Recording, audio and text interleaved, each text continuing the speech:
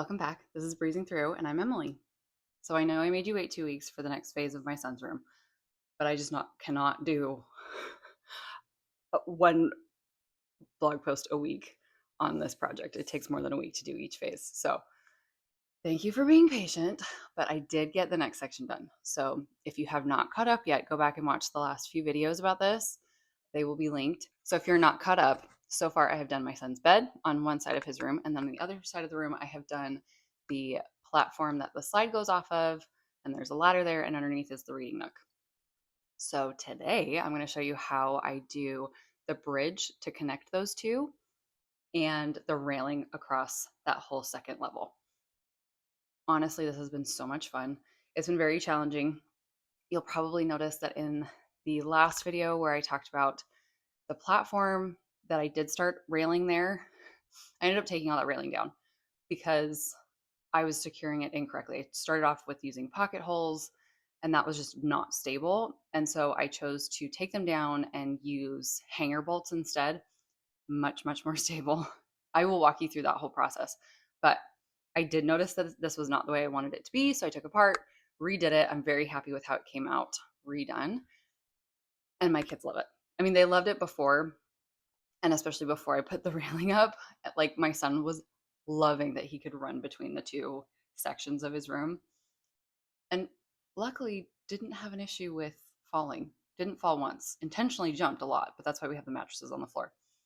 But never once just fell. And I was a little nervous that he would not like it when I put the railing up, but he was perfectly fine when the railing went up. But the jumping happened so frequently that I actually changed my original plan.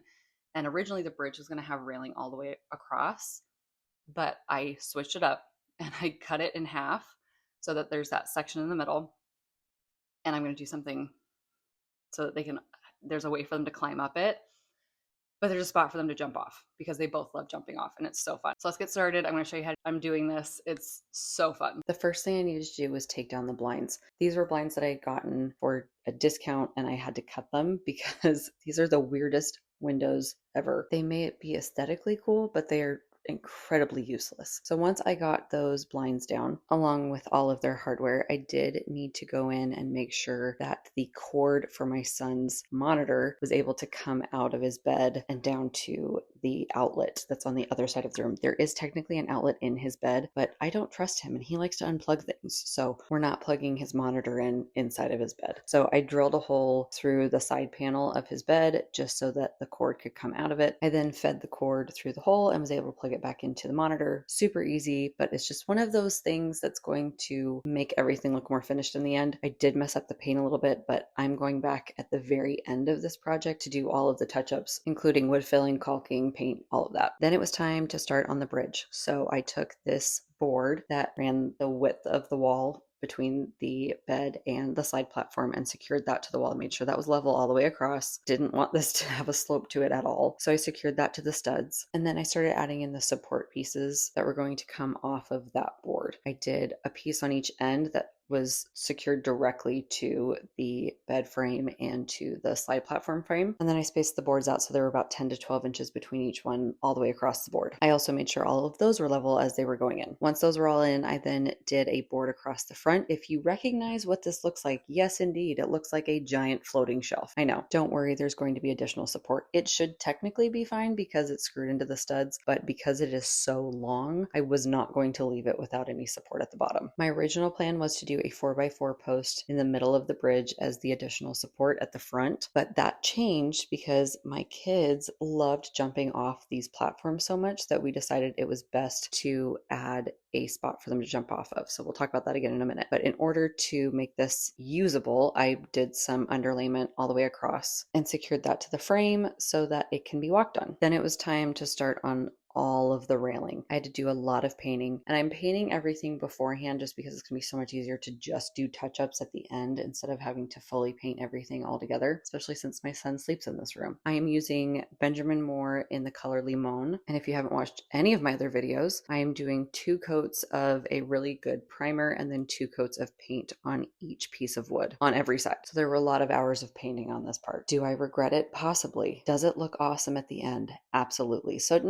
the regret really isn't there. Now, you may remember in my last video, I already put up a railing on the slide platform, mostly so that my kids didn't kill themselves when they were up there. During this whole process, I decided that the way I originally secured the posts for that railing was not going to be safe in the long run, so I took them all down so that I could redo it. I'm brand new to railing, and I thought it would be a good idea to use pocket holes to secure the posts to the frames, but that is not stable at all. So instead, after removing them all, I used hanger bolts, which is basically a bolt that's threaded all the way through, and it has two different kinds of thread on each side, so you can thread it down into one frame, post, beam, whatever, and then screw something else on top of it. So you can see that I'm doing that here, and I was able to screw each bolt down into the frame and the support pieces for the slide platform, and then I screwed the posts onto there. I did have to make sure that I was not running into any other screws and that I was screwing the hanger bolt into preferably a 4x4. So when I ended up screwing the posts in, things got a little wonky, but I was able to get everything square and level, so it worked out. Once I got the posts put in for the slide platform, I then moved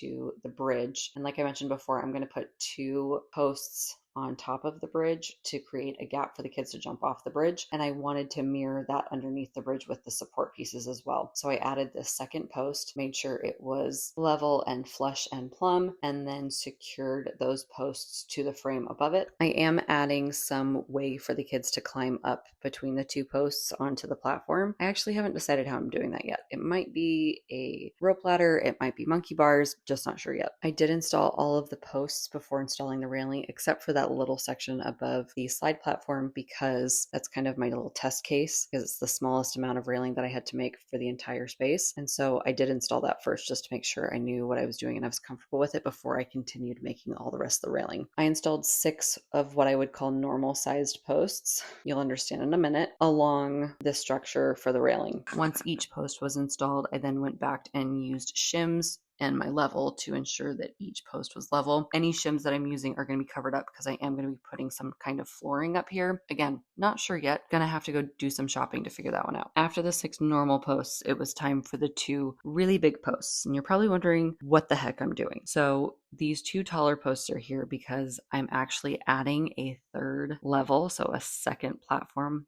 above the bed, and there's going to be plywood that is going to be attached to these posts. But I still wanted the railing to be on there and for it to all look cohesive and also allow for more light to come through for those windows, because those are the only windows in this room. One post is 67 inches and the other one is 61 inches because my ceiling is slanted and nothing is normal in this house, even though it's a new build. So getting these posts up onto the platform and then screwed into the hanger bolts was tricky and a little sketchy, I will say, until they were secure. Once they were secure, everything was good. In order to make the post that was up against the wall as flush as possible with the wall, instead of screwing it into the hanger bolt, I drilled a hole that was slightly bigger than the hanger bolt into the post, placed the post onto the hanger bolt with some wood glue, and then used L brackets to secure the post to the wall and to the platform. Once all the posts were in, it was time to start on the railing. For the railing, I measured the distance between each set of posts and then cut a 2x4 and a 1x4 to that length. I also cut 36 1x2s at 25 inches each. Then I started doing a lot of math. I was trying to figure out the best way to space the spindles, which are the 1x2s, on each set of boards so that there was going to be a consistent spacing while also not having too many spindles on each set. I landed on having a 3.5 inch gap between each spindle, which worked out great because that's the same size as my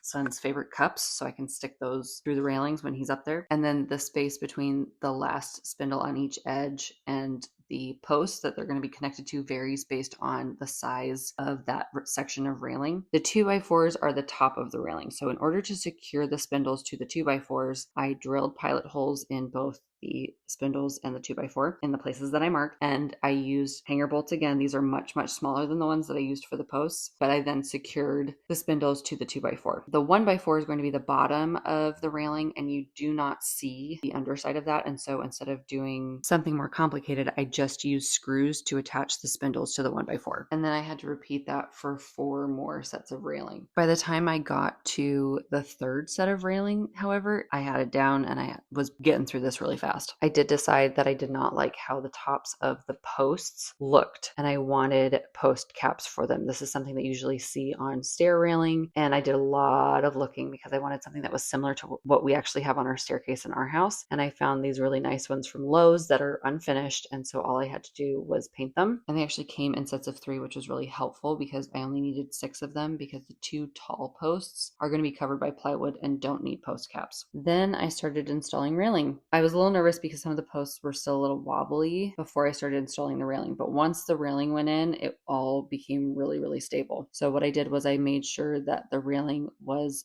flush with the edge of the platform and then secured the bottom of the railing to the frame of platform below it. And then for this specific piece, I had to use pocket holes to put it into the post that's against the wall. And then I used my long 10-inch screws to secure it to the outside post. I did also add additional 2x4s to go between the posts that were above the ladder and the slide because that just stabilized those posts a lot more. Again, using my level to make sure that everything looks nice and flush and level. And I used pocket holes to secure these as well. Again, I will be filling those and painting over them when I do all of the touch-up work at the end. Installing the actual railing was probably the easiest part of all of this because everything was measured correctly, and once it was going in, it was super fast. I will say I was pretty nervous with how my son would react to the railing going in because he had loved having this space open before, and he was throwing stuff off of the platforms constantly, and he loved jumping off of them. And so I was nervous that he was going to be mad at me for putting up these railings. And with my daughter, who's older and autistic, I know that generally change is really hard for her, especially when she's gotten used to something and she loves it a lot the way it is. And so I was not really sure how my son would react to this. And to be honest, did not care. The railing was not a deterrent for him. He threw stuff over the railing. He pushed stuff through the railing. He found the spot where he could jump off of. It was not a big deal. When it came to the post caps, I used my light up level, which I have a different video for talking about how to use that. And I made sure those were level and I got those secured to the posts with some screws. And I'm really glad I chose to use the post caps because they are kind of just the icing on the cake for how this railing came together. And it is so amazing seeing this vision that I've had in my head for over a year now coming together. I'm so excited to show you what's coming next. Okay, so what do you think? I'm really loving all the colors coming together. You can really see my vision with my color palette that I had. There's so much more to do. I am not done yet. I have the 3rd story platform that goes above his bed, as well as tons of finishing touches. So don't worry, the series is not over. And by the way, when I'm done with this side of the room, there's a whole other side of the room that I have to do. They have to put a Murphy bed in and some cabinets, and there's a lot going on in this space. So this is probably going to be going through at least the end of the year. So if you've been enjoying this, make sure to like this video and subscribe so you can see the rest of this series in your feed. And thank you so much for watching. I will see you next time.